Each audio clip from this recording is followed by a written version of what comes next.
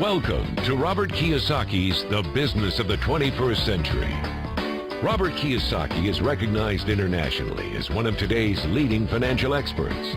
The author of the best-selling Rich Dad, Poor Dad, his books have been translated into 51 languages in 109 countries and sold more than 28 million copies worldwide. Robert has spent his life educating people on how to attain financial freedom. Now, through this special video presentation, he explains why network marketing is indeed the business of the 21st century and how you can take advantage of its opportunities to create the life you desire. Hello, I'm Robert Kiyosaki. I'm the author of this book, Rich Dad, Poor Dad. I want to welcome you to the business of the 21st century. For those of you who may not be familiar with this book, it was published in 1997, a self-published book, and it went all around the world, and in 2000 it made the New York Times bestseller list. It was the only self-published book that made it. And at the same time, a woman named Oprah Winfrey called, and I went on her show to talk about Rich Dad, Poor Dad, and voila, suddenly I was a famous individual. So today this book has now sold approximately 25 million copies in 100 different countries and 50 different languages. So today, Rich Dad, Poor Dad is the #1 personal finance book ever written. So Rich Dad, Poor Dad is a very simple story of my two dads. My real dad was the head of education for the state of Hawaii. Great guy, PhD, like I said, head of education, smart guy, but he also ran for lieutenant governor of the state of Hawaii as a Republican. Unfortunately, he lost, and he ultimately died poor, so that's why I call him my poor dad. My rich dad, on the other hand, didn't finish school, but he ultimately became one of the richest men in Hawaii. So he was my best friend's father, and starting when I was just the age of 9, my rich dad began teaching me about money and business and why the rich are getting richer and why there's this big gap between the rich and everybody else today. So Rich Dad is a very simple, true story about two fathers, Rich Dad and Poor Dad, tell their two sons about money. And it was my poor dad always said, go to school, get a job, work hard, and all that stuff. And my rich dad says, you'll never get rich doing that. You'll never be a free man. So that's kind of the differences. But if I would show you a diagram of the differences here, is that in financial education, this is very simply the difference. Because there's no financial education in our school, most people do not understand financial statements. So this here is income, expense, assets, and liabilities. And the reason my poor dad was poor, it was very simple. Because he couldn't read a financial statement because he don't have financial education in school. He was financially illiterate, although a PhD. And my poor dad always said, our house is an asset. And my rich dad said, your father may be well educated, but he can't tell assets from liabilities. So very simply, my rich dad said to me, assets, whether you work or not, put money in your pocket. So when a banker looks at your financial statement, the banker looks at this and says, oh, you have assets and you're putting money in your pocket. And if you look at your house, it's really a liability because every month it takes money from your pocket. Now I can hear people say, well, it's, I don't have any debt on it, but still every month you have insurance, you have upkeep and expenses to it. So very simply, the reason I'm a rich man today was I knew the difference between assets and liabilities. And I get richer and richer because every year I add more assets to my balance sheet here. And so that's one of the biggest differences. And as my rich dad often said to me, he says, son, my banker has never asked me for my report card. My banker wants to see my financial statement because it's your financial statement that shows how high your financial IQ is. How smart are you with money? If you're very smart with money, the banker will give you as much money as you want because you know how to make money with money. If you're not very smart about money, all the banker will give you is a credit card and a home loan. So those are some of the differences between my rich dad and my poor dad. And if you stay tuned, you'll find out how you too can create assets instead of liabilities. Because if you're going to survive in the 21st century, you need more assets than liabilities. The next thing I want to cover with you is one of the most important lessons my rich dad gave me, and it was called the cash flow quadrant. And what my rich dad explained to me is that there's 4 people in business. One are E's, employees. S stands for small business, self-employed, or specialist. B stands for big business, and I stands for investor. And the thing of note here is that most people who go to school are programmed for the E and the S side. For example, it was my poor dad who always said to me, son, go to school so you can get a nice, safe, secure job. And so my poor dad wanted me to be an employee. And since the time I was a kid, get a safe, secure job, steady paycheck, and benefits. Okay? I didn't want to be an employee. And I said, Mom and Dad, I want to be a rich man. And I fight with my dad. So my mother finally said, son, if you want to be rich, my mother was a registered nurse. And she said, if you want to be rich, the richest people I know are doctors. So my mom wanted me to come over here, be a specialist or a small business person. I said, there's only one problem with that, Mom. Doctors are really smart. And she says, you got a good point there. I'm not going to be a doctor. So I went to school. I have a Bachelor of Science degree. I can drive ships and I can fly planes. I flew for the Marine Corps. But I've never used any of that education because I wanted to become a business owner. So it was my rich dad who basically said to me, become a business owner and learn to be a professional investor. So one of the big differences here between these people is that it's called taxes. See, in 1943, in the U.S., the federal government passed a law that said employees had to pay tax before they got paid. So when you get your paycheck from your employer, you open it up, and voila, the government's always taken a sizable chunk of it. And the harder you work and the more money you make, the more money they take from you.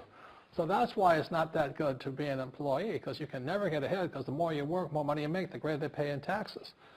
Now, the doctors and lawyers and attorneys, accountants were all laughing, saying, oh, these guys, they're getting paying a lot of taxes. So naturally, the federal government changed the laws again. And so in 1986 in the U.S., a thing called the 86 Tax Reform Act, and it basically took a lot of the benefits away from people who are self-employed, small business, doctors, and lawyers. So today in America, unfortunately, these guys pay the highest percentage in taxes.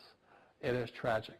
And a lot of people think they're investors, but what they're really doing is they're just giving their money to people like mutual funds, companies, and all that. So they're investing, but they're not really investors.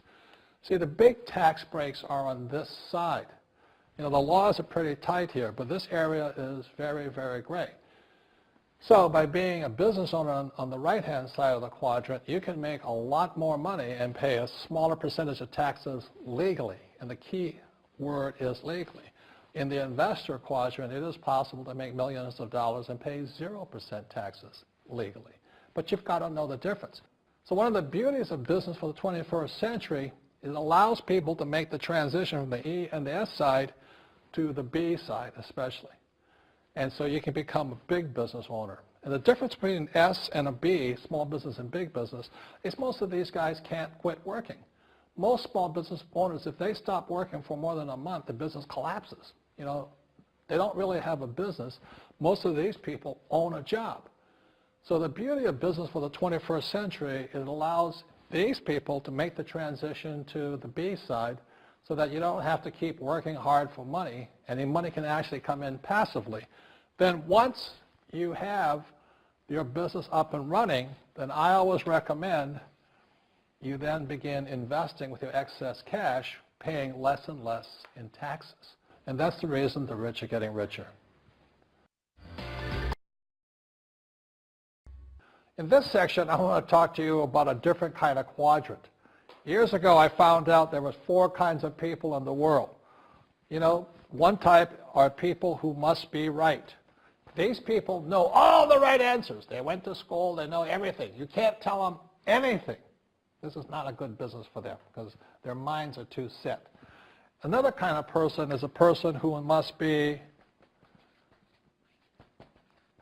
comfortable. The house could be on fire, but they're still watching TV, eating a hot dog, watching what's going on in the world. These people are toast because the world economy is not coming back. The world economy has moved on. And people who need to be comfortable will probably be left behind. So the people who need to be comfortable, you probably shouldn't talk to them because you only make them uncomfortable. And they're probably not going to make the move because number one priority is being comfortable. Another kind of person is a person who must be liked. They want to please everybody. this is probably not the business for them either, because they want somebody else's approval. They want to be the good little boy or girl saying, I did the right thing, didn't I? You like me, don't you? And so they'll probably not be successful in the 21st century because they'll probably want to be liked by people who have to be right, and people want to be comfortable. All right, good, be comfortable. All right, you're very right. That's probably being liked. But the business for the people of the 21st century are people who must win.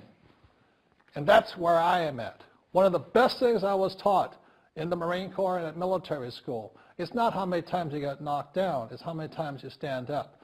When somebody knocks you back, what do? Oh, you hurt my feelings. You'll probably not be successful. The world will probably pass you by. Because as I said, the world economy is moved on. It's not coming back. So winners will win.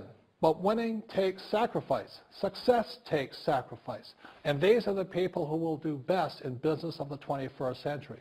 So when you're talking to people, about this business, you have to look at them and ask yourself, is this person really just going to be liked and they'll tell you what you want to hear? Or they're going to argue with you because they know all the right answers? Or they're going to get very upset with you for disturbing them? So what you're looking for in the network marketing business are people who want to win. People who know the economy has moved on. You'll find every race, gender, age, and background in network marketing. But what they really want to do is they want to win. It really is a true playing field in the world, but not for these people. These people will be left behind. Network marketing is for people who want to win because network marketing is the business model of the future. If you want the government to take care of you, then just keep doing what you want to do. It is possible for everyone to win, but the problem is you've got to commit to it. You've got to say, this is what I'm going to do. I'm going to dedicate 5 years of my life. You want to look at the leaders and say, those are the people I want to be like. Those are the kinds of people I want to hang out with. That's what you got to say to yourself. And I want to help other people do what I want to do and win in life. And that's why I support network marketing, because it really is the business for the 21st century. As an entrepreneur, I have built many businesses from scratch. And as some of you know, a lot of them crashed also. Statistics show that most new businesses fail within the first 5 years, 90% in fact. And of the 10% that survive, the remaining 10% crash in the second 5 years. So in other words, most are gone in 10 years. So I've looked at many different models, and one that stands out for me is network marketing. And the reason for that, it takes very little upfront cash. It's low overhead. You can do it part-time. It means keep your daytime job, but do this part-time.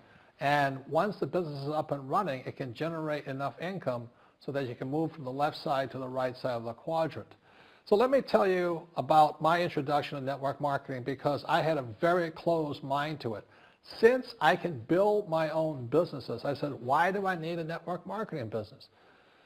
But about 15 years ago, I have a good friend, his name is Bill, and this guy is the best real estate investor I know. He has tons of assets in here. So I said, Bill, why did you start a network marketing business? And his answer was very simple. He says, it's my way of helping people. But more importantly, he says, the reason most people can't invest in real estate is because they don't have a business. They don't make enough money simply because taxes, debt, inflation, and retirement savings are killing them. They cannot even invest. So my friend Bill, who is a professional real estate entrepreneur, he says, I started a network marketing business so the people that worked with me could start their own business and then invest money with him. So with that, I realized then that network marketing wasn't about making money, but it was about helping people to help other people make money so they become financially free. So the beauty of network marketing, I said, like it's very low entry point, doesn't take much money, you can do it part-time. And where you profit is in most big corporations is they spend millions, sometimes billions of dollars in advertising. So rather than give that money to advertisers, network marketing depends on building a network. It's called word of mouth, like you recommend a movie to a best friend. So really, the reason I support network marketing, because it's not about selling. It's about people helping people build assets in the asset columns, becoming business owners, and then becoming investors, rather than going through all of this here, which most E's and S's go through.